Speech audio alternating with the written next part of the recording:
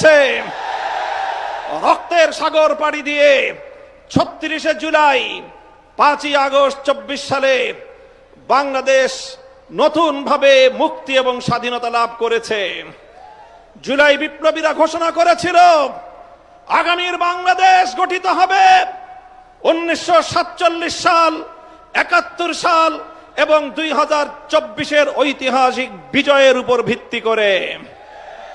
তাই আজ যারা মনে করেন কেন আজকে বাংলাদেশের আলেম সমাজ, কেন আজকে বাংলাদেশের ইসলামপন্থীরা, কেন আজকে বাংলাদেশ খেলাফত মজলিস জুলাই বিপ্লবের পক্ষে এভাবে মাথায় কাফনের কাপড় বেঁধে রাজপথে নামতে চায়, যাদের মনে দ্বিধা সংশয় রয়েছে, আমি তাদেরকে বলতে চাই আমরা জুলাই বিপ্লবের আকাঙ্ক্ষা এজন্যই বাস্তবায়ন করতে চাই কারণ জুলাই বিপ্লব ১৯০৫ সালের বঙ্গভঙ্গকে ধারণ করে, জুলাই বিপ্লব ১৯২১ সালের ঢাকা বিশ্ববিদ্যালয় প্রতিষ্ঠার ঐতিহাসিক প্রেক্ষাপটকে ধারণ করে, জুলাই বিপ্লব ১৯৪৭ সালে বাংলাদেশের স্বাধীন জাতিসত্তা গঠনের অভিপ্রায়কে ধারণ করে, জুলাই বিপ্লব ৭১-এর মুক্তিযুদ্ধকে ধারণ করে, জুলাই বিপ্লব ২০১৩ সালের স্বপ্নের চেতনাকে ধারণ করে, জুলাই বিপ্লব ২০২৪ সালের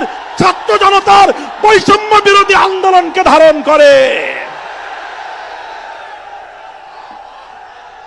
সংগ্রামী সাথী ও বন্ধুগণ, তাই যারা ইসলামকে ভালোবাসেন, যারা বাংলাদেশকে ভালোবাসেন, যারা বাংলাদেশের শতবর্ষের ঐতিহ্যের স্বাধীনতার সংগ্রামকে যারা ধারণ করেন, জুলাই বিপ্লবের বিপক্ষে তারা থাকতে পারে না। তাই আজ আমি ক্ষমতাসীন বিএনপিকে বলতে চাই, আপনারা ঐতিহ্যের ৫০ বছরের রাজনীতিকে বিশ্বাসঘাতকতা করবেন না।